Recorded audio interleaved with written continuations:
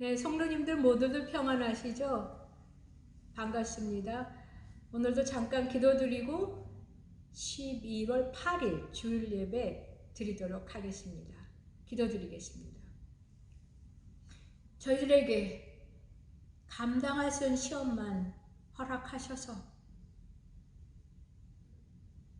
그 시험과 연단을 통해서 더욱더 성장하게 하시는 참 좋으신 하나님 아버지 감사 찬송드리며 그 은혜의 보좌 앞에 나아갑니다.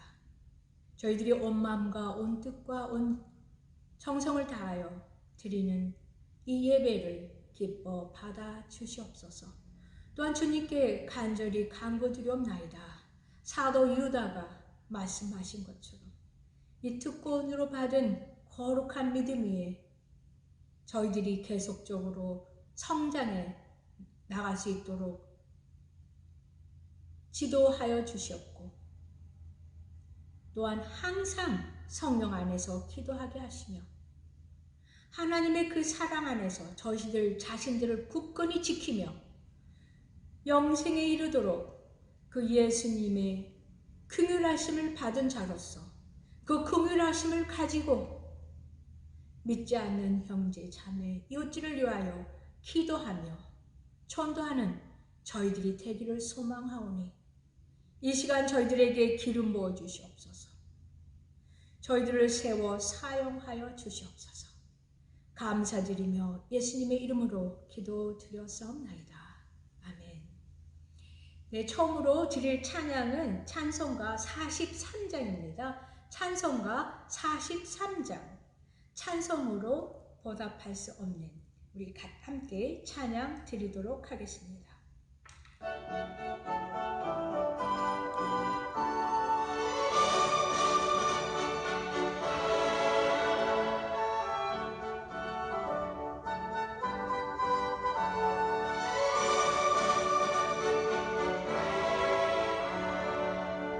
찬송으로 보답할 수 없는 큰 사랑 주님의 영광 할렐루야.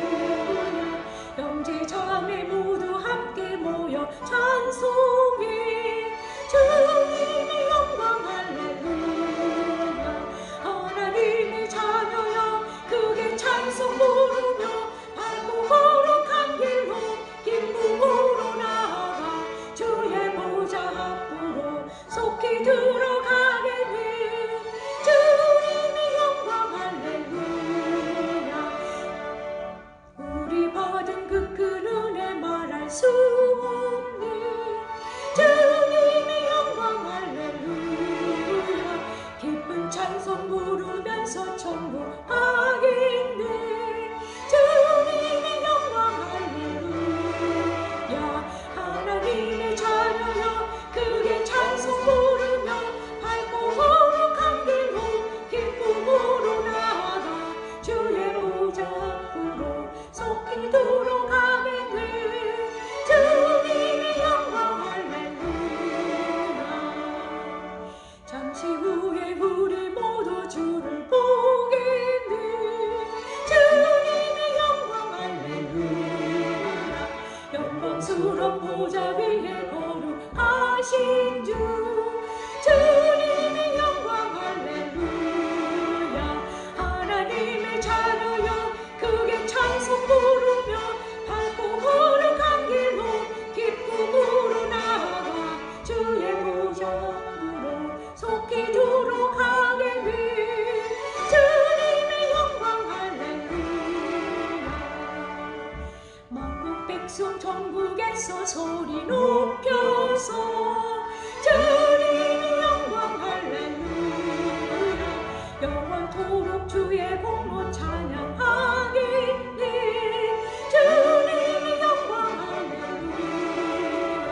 하나님의 자녀여 크게 찬송 부르며 밝고 거룩한 길로 기쁨으로 나아가 주의 보좌 앞으로 속히 들어가게 돼 주님의 영광 할렐루야.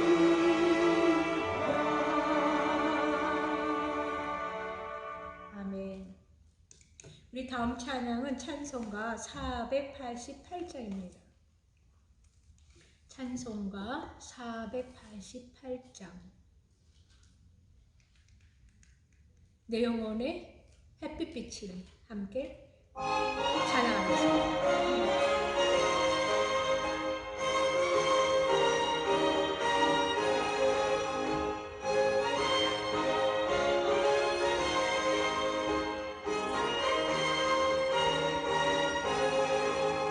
내 영혼이 햇빛 비치니 주 영광 찬란히 이 세상 어떤 빛보다 이 빛도 빛나네 주의 영광 빛나니 내게 비춰 주시옵소서.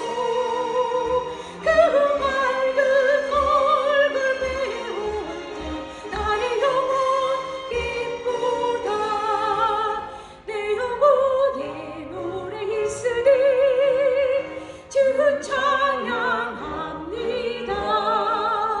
주 귀를 기울이시사 다 듣고 계시네 주의 영광 빛나니 내게 비춰 주시옵소서.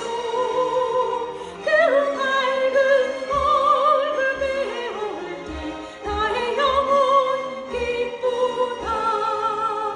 내 영혼이 봄날 되어서 주 함께 하실 때 그 평화 내게 깃들고 주 은혜 꽃피네 주의 영광 빛나니 내게 비춰 주시옵소서.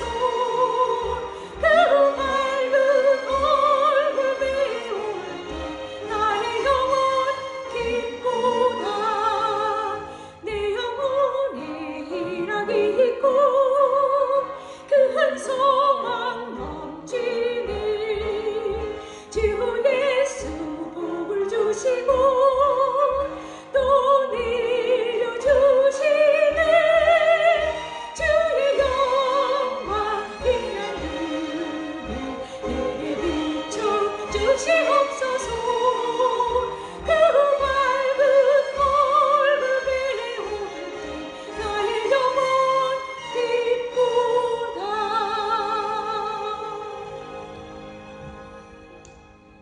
아멘. 같이 기도하시겠습니다. 좋으신 아버지 하나님 감사합니다. 오늘도 이렇게 겸손한 마음으로 은혜를 사모하는 마음으로 주님 앞에 나와 예배드릴 수 있는 특권을 주심을 감사합니다. 또한 하나님 말씀을 통해서 은혜 받기를 원합니다. 성령 하나님 저를 붙잡으시고 하나님 말씀만 나가게 도와주시고 모든 우리 성도님들 은혜 받는 복된 시간 되게 도와주시옵소서. 감사드리며 예수님 이름으로 기도합나이다. 아멘. 오늘 하나님의 말씀은 골로새서 2장 13절에서 23절입니다. 골로새서 2장 13절에서 23절까지가 되겠습니다.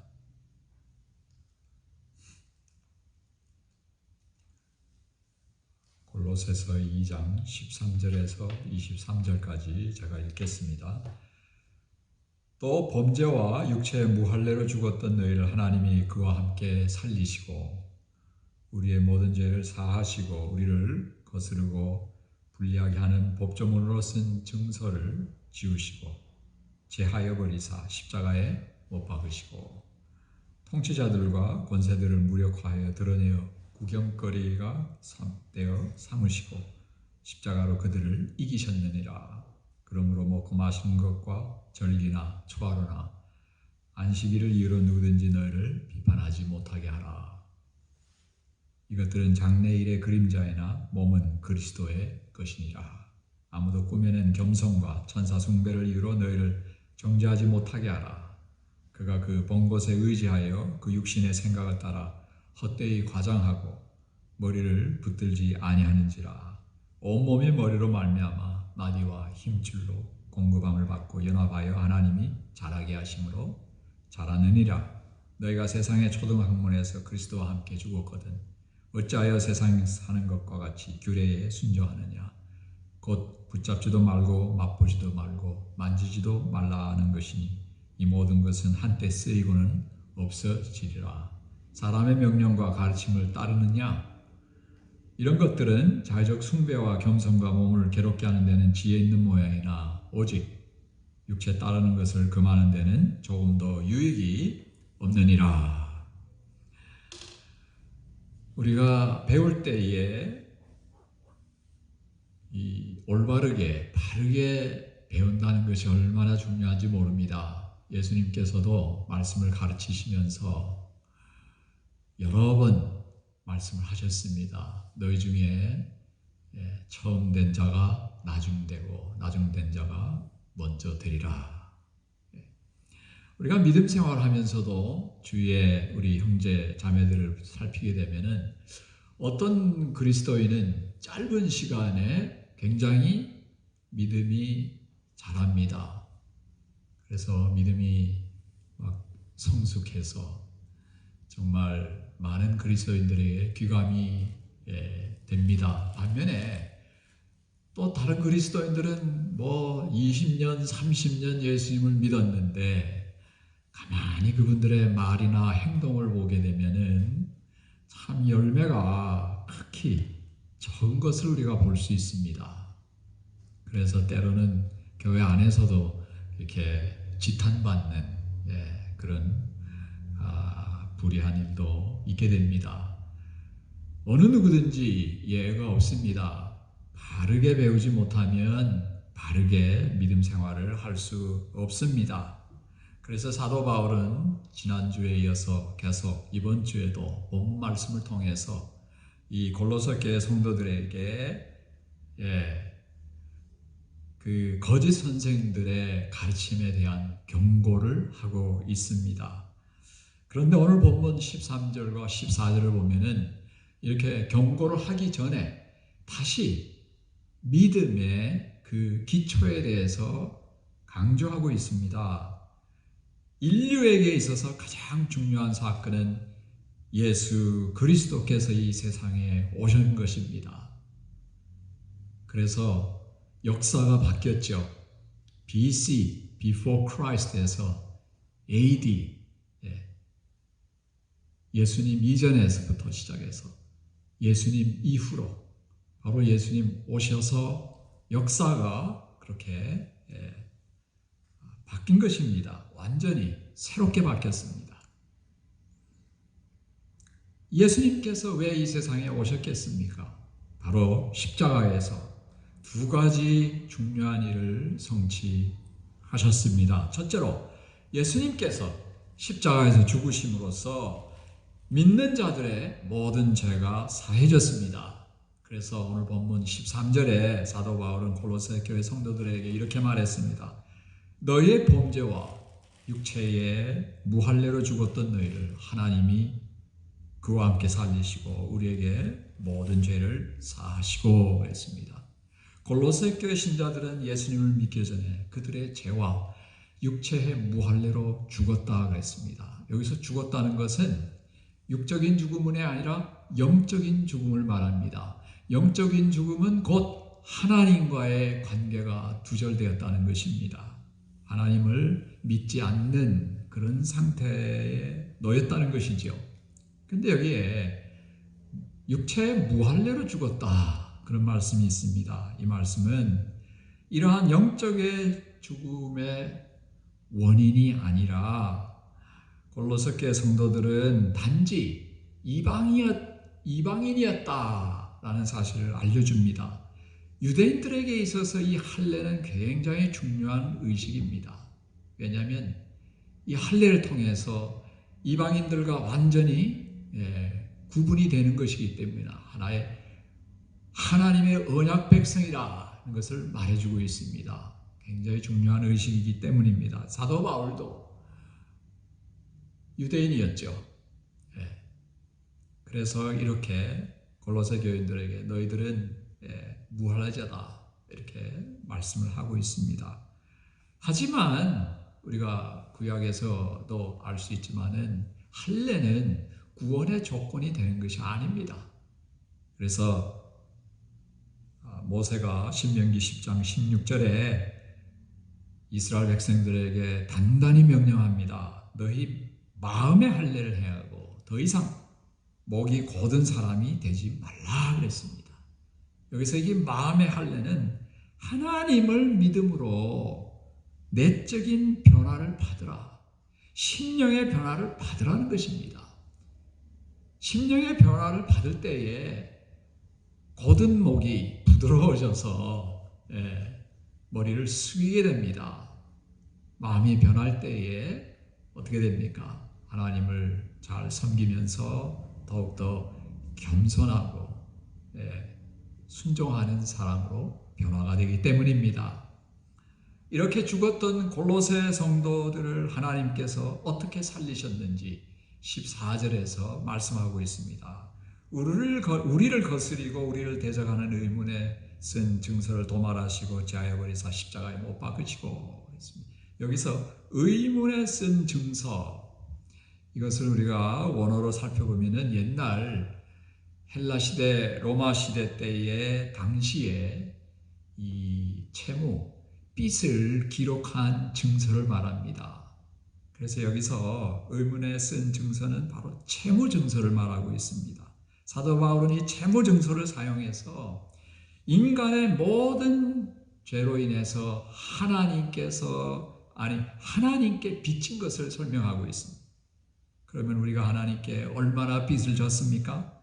예수님께서 말씀하시기를 한 사람의 생명이 온 천하보다 귀하다 그랬습니다. 우리가 하나님께 빚진 값은 그분의 아들 예수님의 피값입니다. 예수님의 생명이지요. 왜냐하면 예수님께서 세상 모든 사람들의 죄를 위해서 생명을 희생시켰기 때문입니다.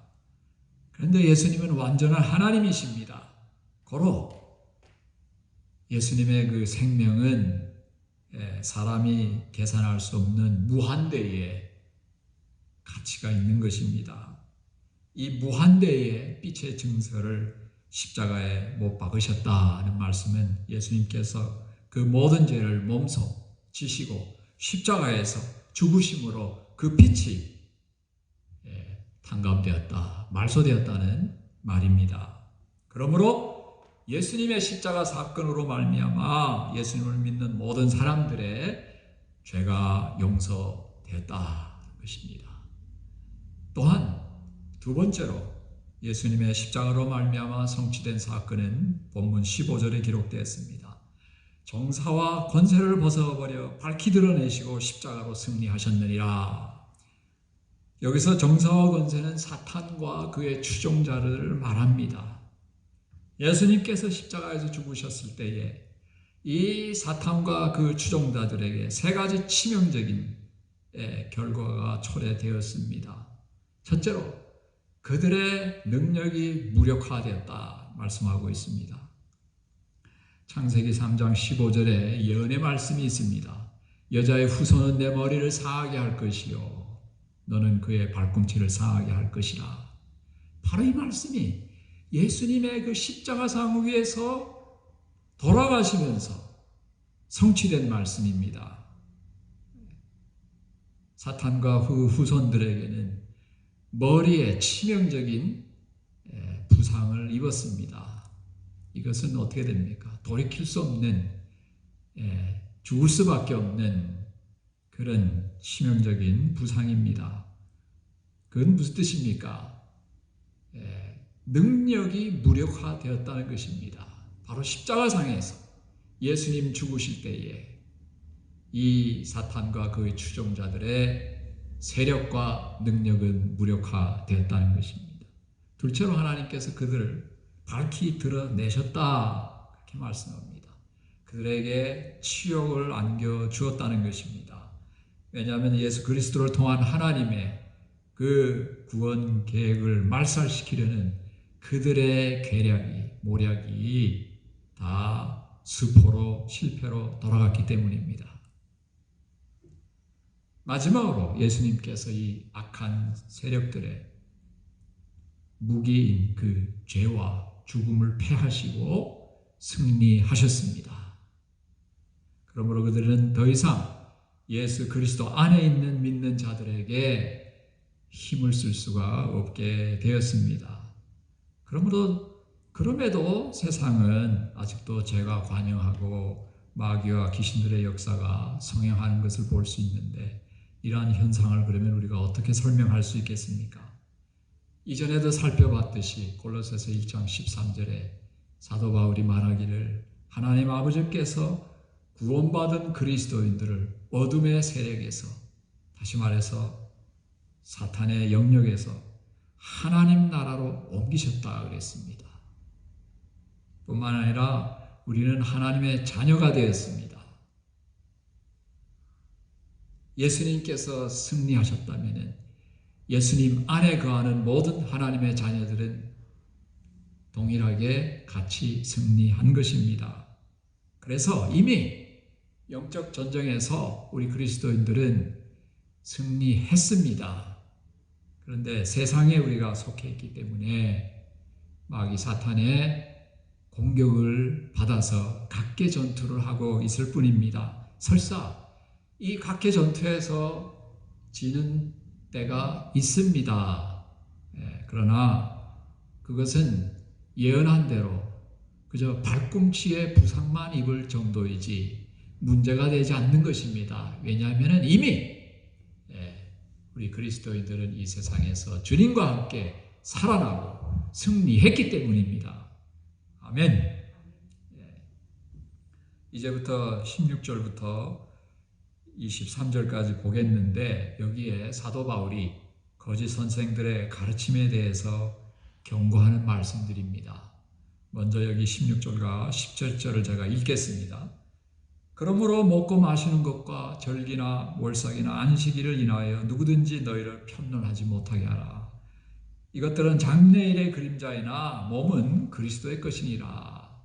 첫째로, 거짓 선생들은요, 유대교의 그 음식법과 절기, 월삭, 그리고 안식일을 지키면 영적으로 더 이렇게 성장할 수 있다, 이렇게 가르쳤습니다. 단지 여기서는 이 유대 율법만이 아니고 이방인들도 그들 나름대로 음식법과 제사법, 절기, 축제일들도 여기 포함되었을 가능성이 높습니다. 특별히 율법에서 이 월삭, 이것은요 매달 첫째 날에 행하는 중요한 축제일입니다. 이때는 하나님께 그 짐승을 통해서 제물로 바치는 제사, 유대의 3대 절기 때 바치는 그 제사 못지않게 하나님께 이렇게 제사를 올려 희생 제사를 바쳤습니다. 또한 월삭은 가끔씩 가정 예배로 또 모이곤 했고, 이 매달 첫째 날은 또 장날도 서지 않도록 그렇게 되어 있었습니다. 하지만 이 모든 것들은 미래에 예수님께서 오셔서 새 언약을 제정하시는 것에 대한 전조일 뿐이다. 그래서 예수님께서 오신 이후로는 무엇입니까? 이러한 모든 것들은 다 이제 필요 없게 되었습니다. 지킬 필요가 없는 것입니다. 물론 이 유대교의 의식법과 시민법들이 이방인들과 구별하게 되었지만, 하나님 아버지께서는 예수 그리스도를 통해서 새 언약을 제정하심으로써 구분 없이 이방인과 유대인 아무 차별 없이 새로운 가족을 교회를 통해서 태동시키셨습니다. 18절에 보면 계속해서 거짓 선생들의 가르침이 여기 기록되어 있는데요. 누구든지 일부러 겸손함과 천사 숭배함을 인하여 너희 상을 빼앗지 못하게 하라. 저가 그 본 것을 의지하여 육체의 마음을 쫓아 헛되이 과장한다 그럽니다. 첫째로 이 거짓 선지자들은요, 일부러 겸손함을 보였습니다. 이건 무슨 뜻입니까?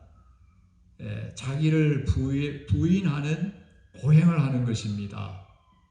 한 가지 쉬운 예를 들자면 21절에도 언급됐지만 금식입니다. 금식을 하게 되면 어떻습니까? 힘이 빠지고 얼굴색도 그렇죠.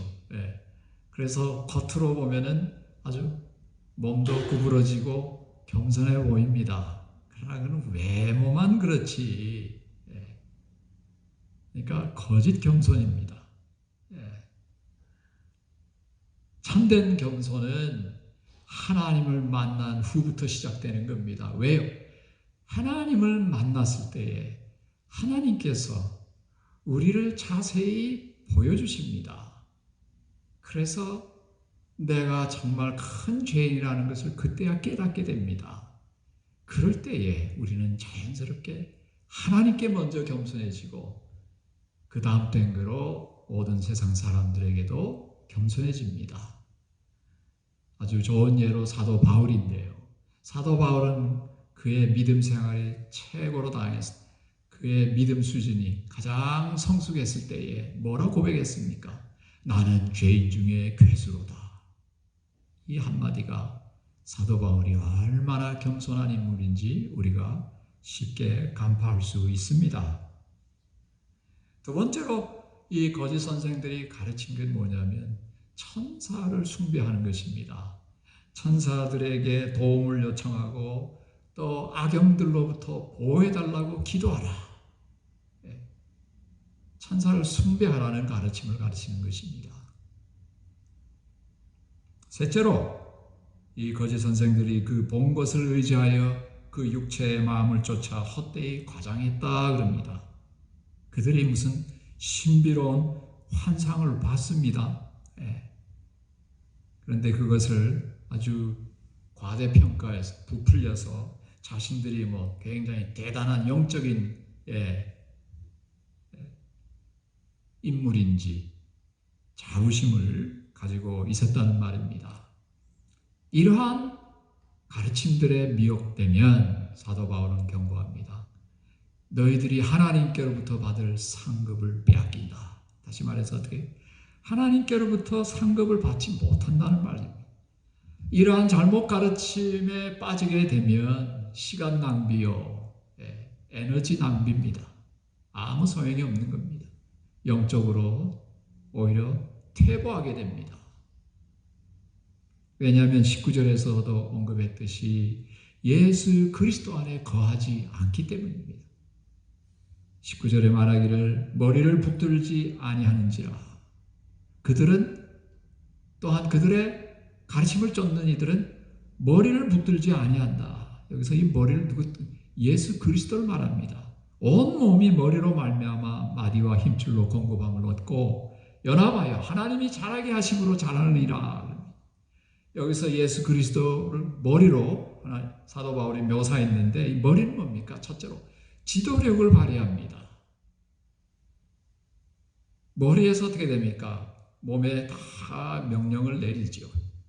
그 명령 따라 우리 몸이 다 움직이고 있는 겁니다. 그래서 머리를 상하게 되면 어떻게 됩니까? 때로는 말을 못하게 될 때도 있고 때로는 어떻습니까? 이렇게 자기도 모르게 막 과식을 합니다. 왜요? 배부른 걸 못 느낍니다. 머리에서 신호가 안 가기 때문에 그렇죠. 이 말씀은 무엇입니까?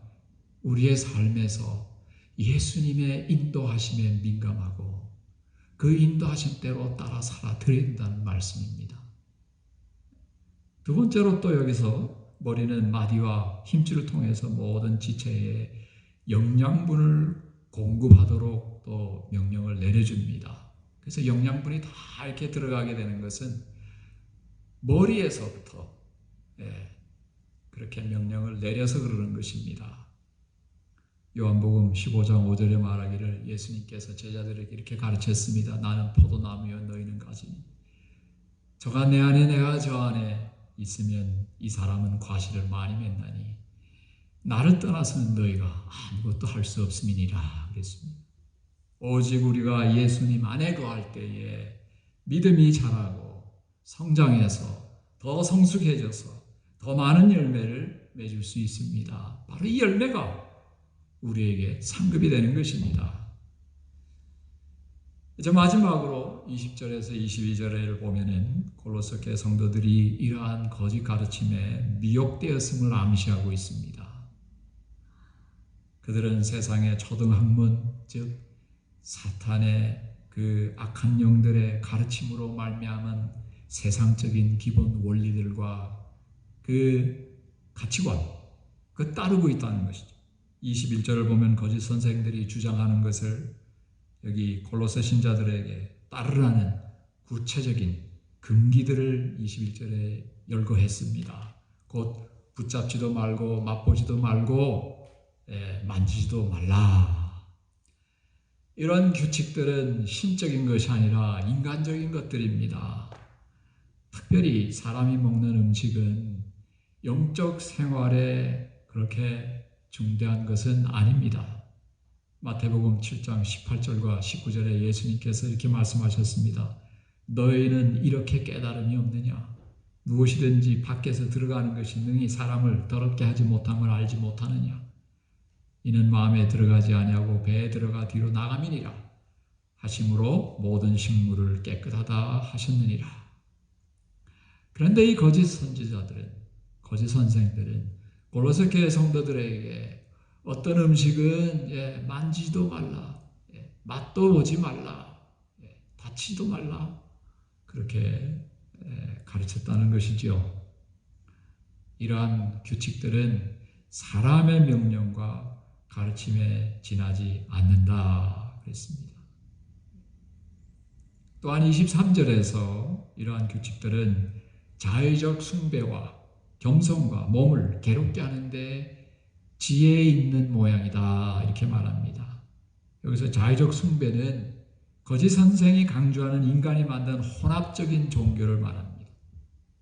또한 여기서 겸손은 규칙을 준수하는 금욕주의자들의 위선적인 겸손을 말합니다.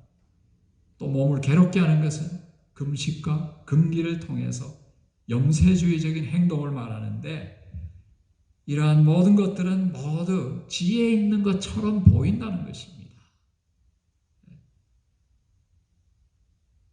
진정한 지혜는 오직 지혜의 근원이신 예수 그리스도 안에서만 찾을 수 있는 것입니다. 또한 이러한 인간적인 가르침들과 규칙들은요, 육체 쫓는 것을 금하는 데 유익이 없다 그럽니다. 여기서 육체 쫓는 것은 육신의 욕망을 쫓는 것이다. 이 육신의 욕망은 뭡니까? 유욕의 탐닉뿐만 아니라 여러 종류의 몸으로 행하는 방종입니다. 그래서 육체를 쫓는다는 것은 결국 어떻게 죄를 짓는 것을 말하고 있습니다. 그래서 거짓 선생들이 가르치는 모든 가르침들은 우리로 하여금 오히려 죄를 짓게 하지 죄를 짓지 죄를 막지 못한다는 것입니다.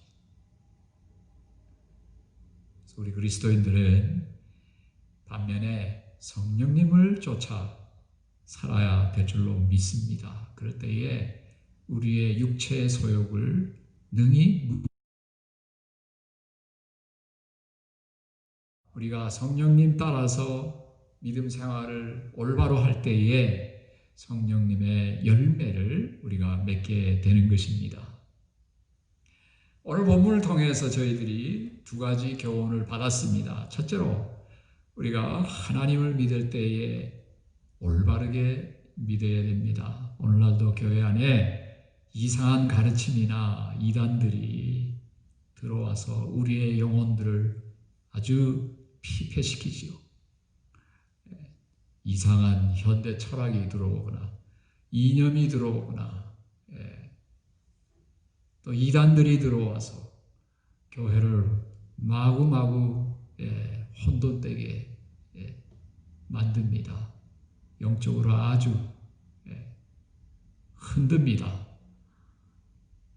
여러분 신천지 하면 다 아시죠? 이 신천지가 교회 속에 몰래 들어와서 얼마나 많은 교회들을 어렵게 만들었습니까?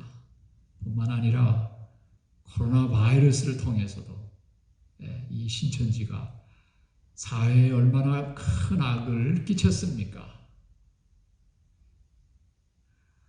우리가 깨어서 올바르게 믿음 생활을 해야 됩니다. 그렇지 않으면 상급을 잃어버리고 그보다 더 위험한 건 뭡니까? 우리가 구원을 놓칩니다. 지옥에 가게 됩니다. 둘째로 19절 말씀처럼 예수님의 인도함을 받는데 민감해야 된다는 것입니다. 바로 예수님 안에 우리는 거하도록 힘써야 될 줄로 믿습니다. 예수님 안에 거한다는 것은 곧 예수님의 말씀에 순종하는 삶을 의미하는 것이죠. 그럴 때에 우리가 믿음이 더 성장하고 성숙해져서 성령의 열매를 맺어서 하나님 기쁘시게 하고 영광 돌리고 저희들에게는 큰 상급을 받을 줄로 믿습니다. 기도하겠습니다. 아버지 하나님 감사합니다. 주님 말씀을 통해서 주님 말씀을 잘 배우고 그 말씀대로 순종하는 것이 얼마나 중요한지를 다시 한번 깨닫게 하여 주셨습니다. 성령 하나님 저희들에게 힘 주시고 능력 주셔서 항상 예수님 안에 거하면서 예수님의 인도하심을 민감하게 저희들이 따라서 순종하며 살아드리며 주님 안에서 열매 맺는 믿음 생활을 영위하는 저희 모두가 되게 도와주시옵소서. 감사드리며 예수님 이름으로 기도합니다. 이제는 우리 주 예수 그리스도의 은혜와 아버지 하나님의 극진하신 사랑과 성령 하나님의 감화 감동 인도하심이 오늘 하나님께 예배를 드린 모든 권속들 위에 이제부터 영원토록 함께 계실지어다. 아멘.